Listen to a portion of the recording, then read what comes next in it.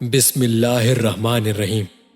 لاکھوں کروڑوں درود و سلام نبی کریم صلی اللہ علیہ وسلم اور ان کی آل پر۔ السلام علیکم ناظرین۔ سب سے پہلے عصر کی نماز حضرت یونس علیہ السلام نے ادا فرمائی۔ نماز عصر کی 4 رکعتیں سب سے پہلے حضرت یونس علیہ السلام نے ادا فرمائی۔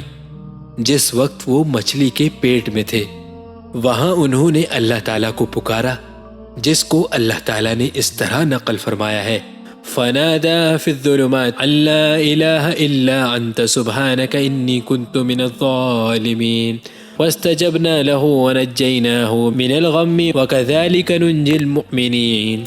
ترجمہ: چنانچہ انہوں نے ہمیں تاریکیوں میں پکارا کہ لا الہ الا انت سبحانک انی کنت من الظالمین، تو ہم نے ان کی دعا قبول کر لی اور ہم نے ان کو اس گھٹن سے نجات دے دی جو ان کو مچھلی کے پیٹ میں ہو رہی تھی۔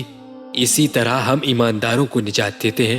چنانچہ جب اللہ تعالیٰ نے ان کو مچھلی کے پیٹ سے باہر نکالا تو انہوں نے شکرانے کے طور پر 4 رکعت نماز ادا کی، اور 4 رکعتیں اس لیے ادا فرمائیں کہ اللہ تعالیٰ نے ان کو 4 تاریکیوں سے نجات عطا فرمائی تھی۔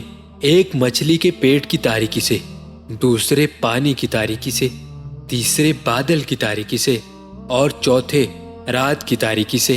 ان 4 تاریکیوں سے نجات کے شکرانے میں عصر کے وقت حضرت یونس علیہ السلام نے 4 رکعت نماز ادا فرمائی۔